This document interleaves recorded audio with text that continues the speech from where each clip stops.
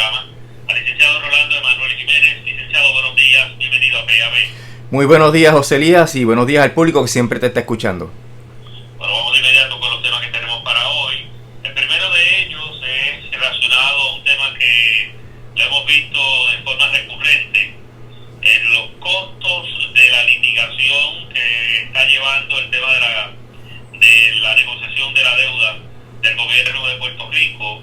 La verdad del caso que son números indignantes, ¿no? Pero usted en el pasado nos ha enseñado el camino sobre este asunto, y ahora pues nos volvemos a encontrar en momentos donde este año ya se supone que tengamos algún resultado de la negociación de la deuda. Licenciado, comenzamos por ahí. Bueno, sobre esto de los costos de abogado, yo siempre he dicho que aquí hay una combinación de factores que han llevado a esta suma espeluznante, ¿verdad? De más de 800 millones de dólares en gastos de la quiebra.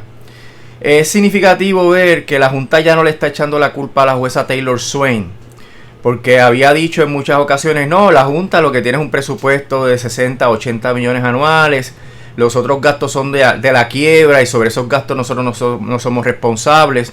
Pues por lo menos ahora la Junta, en la comunicación que hizo sobre los asuntos de los costos, no está diciendo que eso es por culpa del proceso de reestructuración como tal. Sí dice que es por culpa de los acreedores y del gobierno, porque ha habido litigio, que en su gran mayoría han sido litigios de la propia Junta, porque la Junta ha iniciado muchas reclamaciones para anular bonos que en algunas instancias eran indispensables.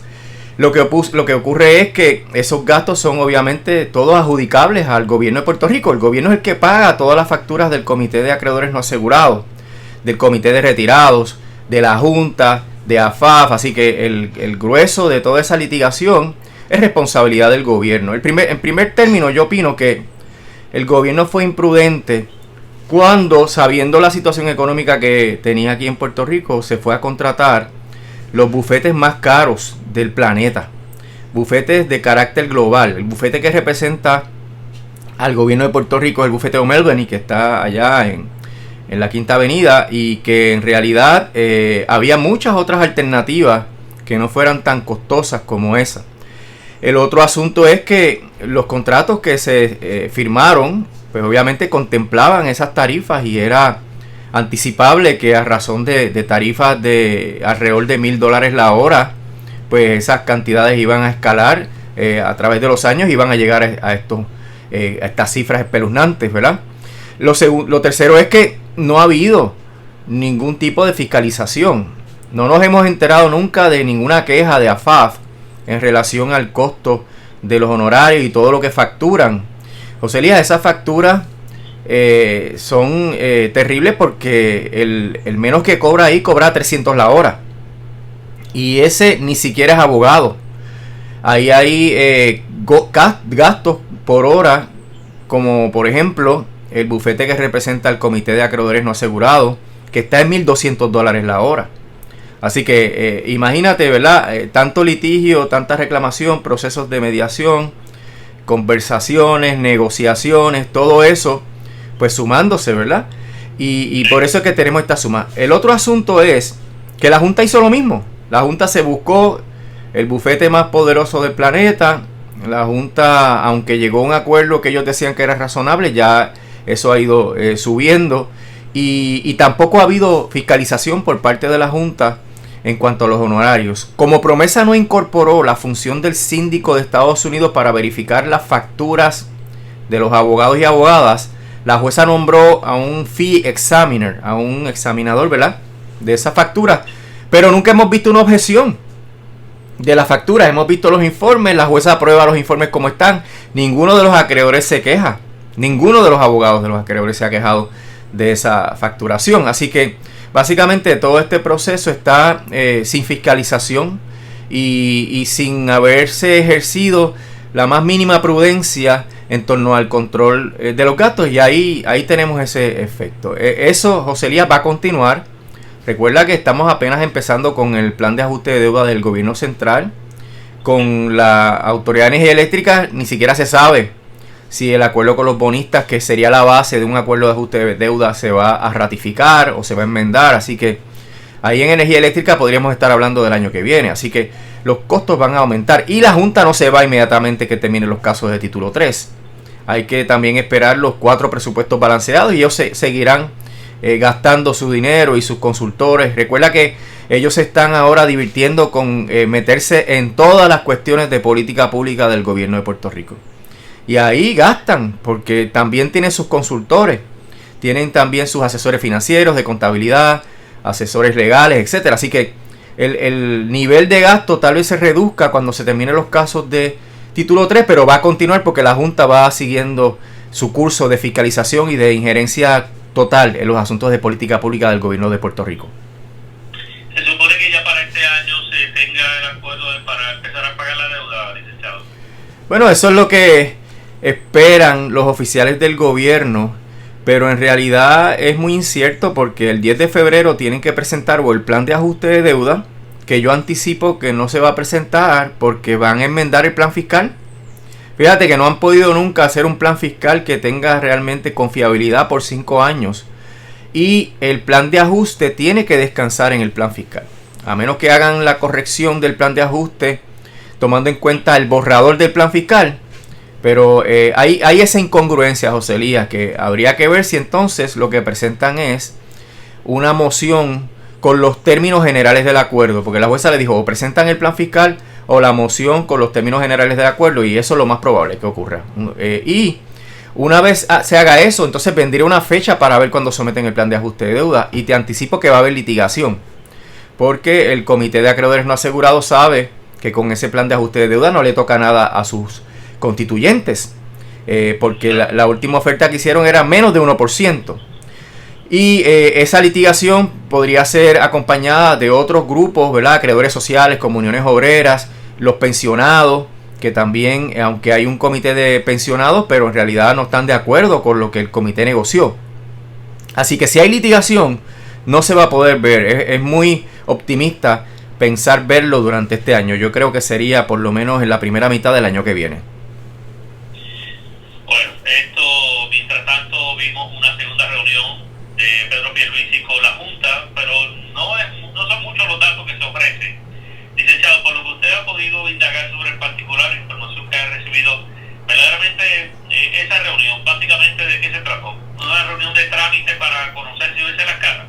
Bueno, aparentemente es la reunión donde Pierluisi da su aval a los recortes que la Junta quiere imponer a la universidad, a los municipios y a los pensionados, porque lo que dice Pierluisi en ese comunicado de prensa es que no va a aceptar recortes adicionales. Ese lenguaje es bien importante. Así que estaría sometiéndose a los recortes que ya la Junta estructuró para los municipios, la Universidad de Puerto Rico y los pensionados.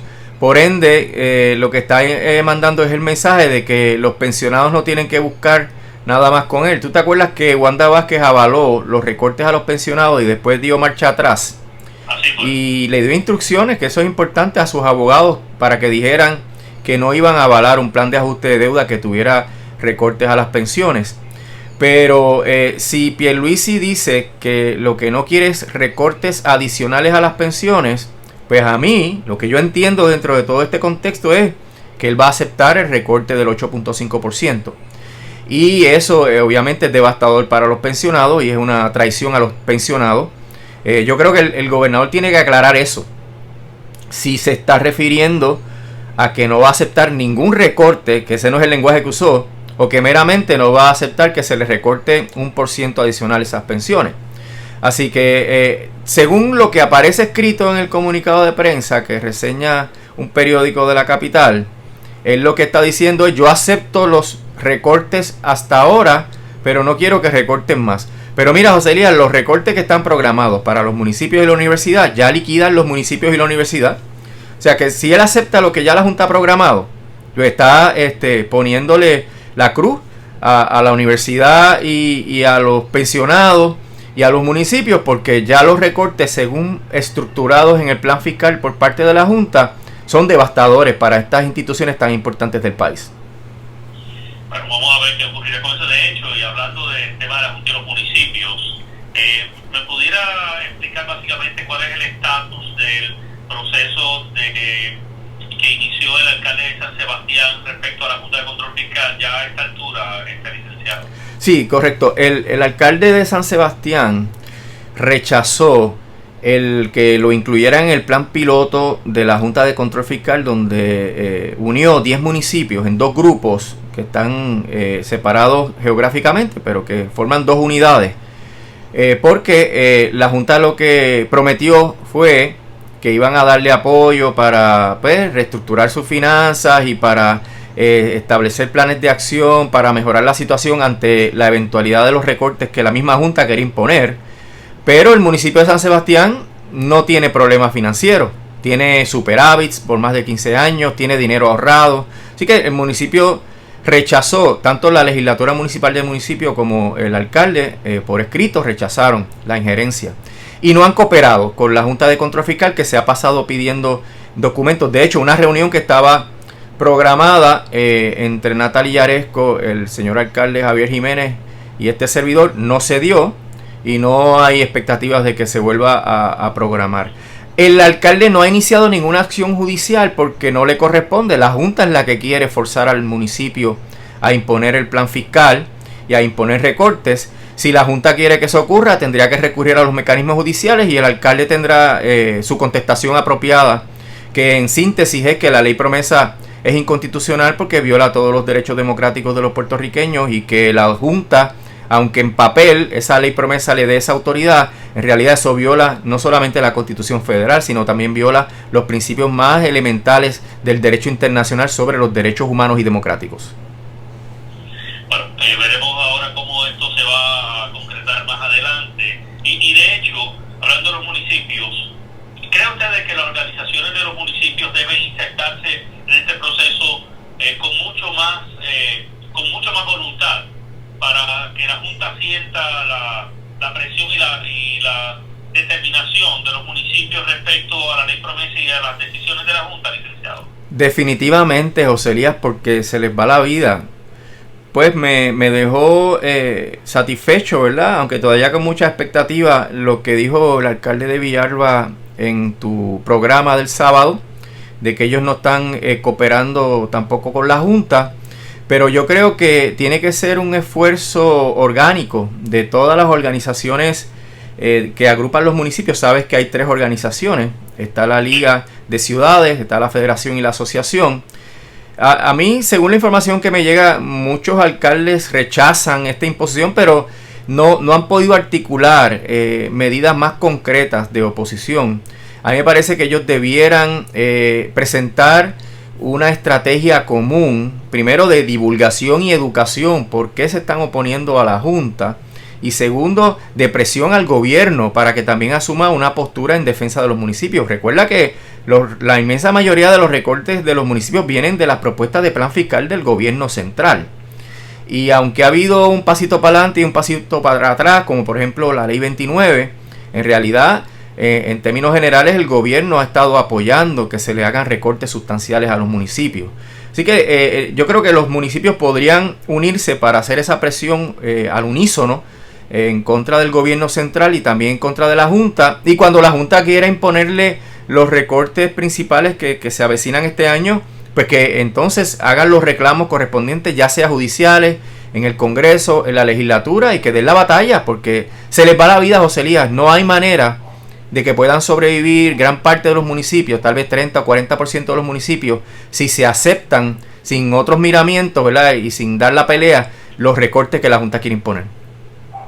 Bueno, y claro está, aparte de la situación de los municipios, si se empieza a pagar la deuda de alguna manera, vamos a ver más recortes a otros niveles, y todo eso va a incidir en esos resultados, ¿no? Por eso, porque la propuesta de pago de la deuda es insostenible y van a tener que venir otras rondas adicionales de recortes. Ese es el problema, con no llegar a un acuerdo o no someter un plan de una deuda que sea sustentable, que eso debe estar dentro de los 600 a 700 millones y no los 1.000 millones que la Junta está prometiendo. Ese es el problema, que están prometiendo más de lo que se podría pagar eventualmente. Por otro lado, antes de pasar a otro tema, quiero hablar unos minutos sobre el tema de Luma. Licenciado, ¿para cuándo se supone que Luma entre en funciones? ya iniciando la autoridad? Bueno, la expectativa de ellos es que eso ocurra en el verano, pero sería bajo el contrato suplementario, no es el contrato principal. La Junta hizo un contrato suplementario para anticipar que no estuvieran cumplidas todas las condiciones para que Luma pudiera asumir el control de la corporación pública. Pero faltan dos elementos que son dramáticamente importantes. Número uno, Luma se está quejando de que el gobierno no ha procedido al desmantelamiento de la Autoridad de Energía Eléctrica que establece el contrato, que es dividir a la autoridad en GenCo y en GridCo, que es básicamente lo que ellos han dicho, la Junta lo ha dicho por escrito, que es desmantelar la autoridad. Y eso no ha ocurrido ni hay ninguna propuesta específica para eso. El otro asunto que no se ha cumplido, y con razón, es que no han podido reclutar al personal necesario para poder asumir el control de la operación de la energía eléctrica en Puerto Rico. Recuerda que la Autoridad de Energía Eléctrica va a ceder todas las actividades a Luma y Luma no ha podido reclutar. ¿Pero por qué no ha podido reclutar? Bueno, porque en realidad el contrato viola la ley 120 que le ofrecía la protección a los empleados de los convenios colectivos y los empleados que se muden a Luma estarían haciéndolo como empleados nuevos, estarían perdiendo su clasificación ocupacional y perdiendo su antigüedad, estarían sujetos a la ley laboral actual que establece periodo probatorio de 9 meses y estarían sujetos a despido arbitrario en cualquier momento, porque lo que tendría que hacer Luma es meramente pagar la mesada. Así que los empleados se han ido dando cuenta por la campaña que han hecho los gremios obreros y además los que han ido a entrevistas han salido más molestos de lo que estaban anteriormente. Hay empleados que han decidido pues, ver que realmente le está ofreciendo Luma y se han dado cuenta de que no satisface las expectativas mínimas de los empleados de la autoridad. Y dentro de ese contexto, si Luma no puede contratar a los empleados que necesita para operar, mira lo que podría ocurrir. Que la autoridad se quede con el grueso de la plantilla y que Luma tenga que salir afuera a buscar empleados. Y entonces va a haber dos nóminas. Joselía, mira qué clase de absurdo ha hecho la autoridad de las alianzas público-privadas. Luma con su nómina de empleados privados, la autoridad o cualquier otra agencia que cargue con los empleados de la autoridad, con sus empleados que según la ley 120 no se pueden despedir. Así que el contrato lleva un curso de colisión. El problema es que ya han facturado 72 millones de dólares, Joselía.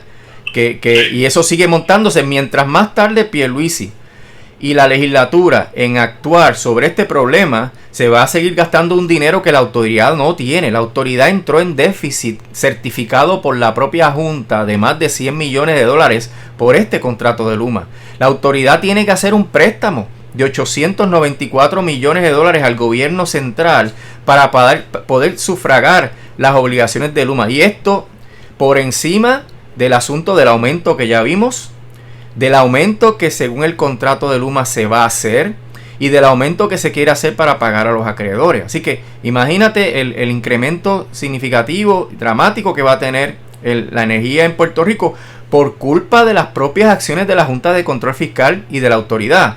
Llegaron aquí diciendo que lo más importante para Puerto Rico era bajar el costo de la energía y todo lo que han hecho es subir el costo de la energía con la visión neoliberal de contratar de una manera absurda y leonina en contra del gobierno de Puerto Rico esos servicios que son esenciales para el desarrollo económico de nuestro país. Y me imagino que la píldora venenosa la están dejando para lo último, es el costo de rescindir el contrato. Bueno, lo que pasa es que nosotros desde el primer día que hicimos nuestras primeras expresiones estamos diciendo cuál es la solución. La solución es que el gobernador emita una orden ejecutiva y diga, mira, ese contrato es nulo, porque ese contrato es leonino, eso tiene un contenido jurídico. Leonino significa que todas las cláusulas son a favor de una sola de las partes. Y aquí la parte perjudicada, a favor de quien no hay ninguna cláusula que le beneficie, es la Autoridad de Energía Eléctrica y el gobierno de Puerto Rico y el pueblo de Puerto Rico. Así que al ser nulo, es como si nunca hubiera existido. Entonces mandamos a Luma para Canadá y para Texas y que ellos sean los que tengan que litigar y que ellos sean los que tienen que probar que el contrato es válido.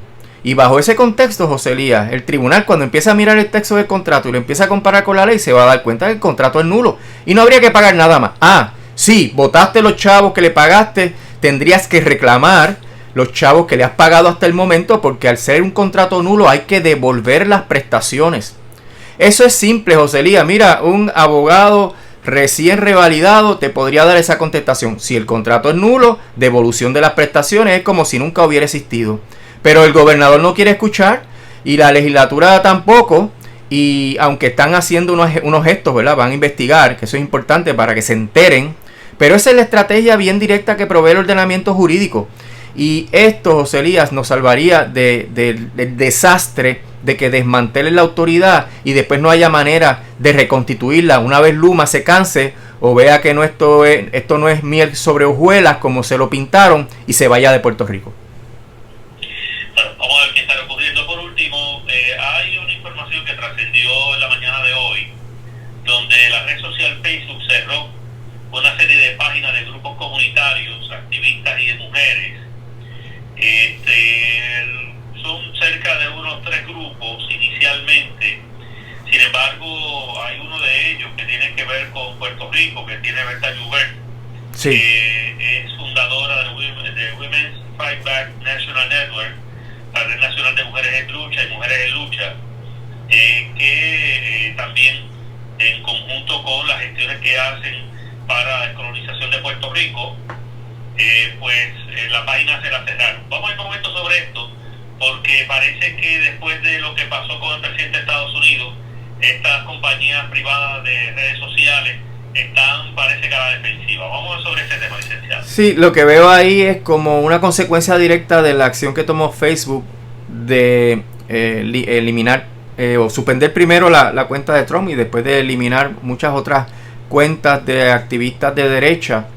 Pues aparentemente ahora Facebook está sujeta a presiones de esos grupos de derecha para suprimir las cuentas, ¿verdad? O para suspender las cuentas de activistas que están luchando por diferentes temas sociales y económicos en Estados Unidos, ¿verdad? Tenemos unas redes de mujeres que están luchando por los derechos de las mujeres, que están luchando por la igualdad racial. Como muy bien dijiste, hay un grupo que atiende los crímenes del coloniaje. Y es una situación, consecuencia de que en realidad la primera enmienda de Estados Unidos protege a los ciudadanos contra las acciones del gobierno, no contra las acciones de las entidades privadas. Y aquí el derecho vigente no significa que eso sea lo más correcto actualmente, lo moral, lo ético. El derecho vigente establece que tú estás sometido al acuerdo de licenciamiento cuando te suscribes en Facebook y abres tu cuenta, ¿verdad? Y ahí Facebook te dice que ellos te pueden suspender si ellos entienden que se violan las guías sobre el contenido de tu expresión. Normalmente el Estado no puede suprimir el contenido de la expresión, salvo en unas excepciones bien específicas como la incitación a la violencia, la difamación, la pornografía, etcétera. Pero las entidades privadas tienen control absoluto. Así que esto podría generar, José Elías, porque hay tratadistas de derecho constitucional que dicen que en la medida en que estas entidades se han convertido en foros públicos tradicionales, en la medida en que estas entidades tienen beneficios del Estado y que muchas instancias actúan a nombre del Estado, pues que debieran aplicarle las disposiciones de la primera enmienda. Eso tiene sus pros y sus contras, ¿verdad? Porque entonces hay grupos de derecha que podrían reclamar esos derechos, grupos que podrían ser catalogados como violentos o activistas, ¿verdad?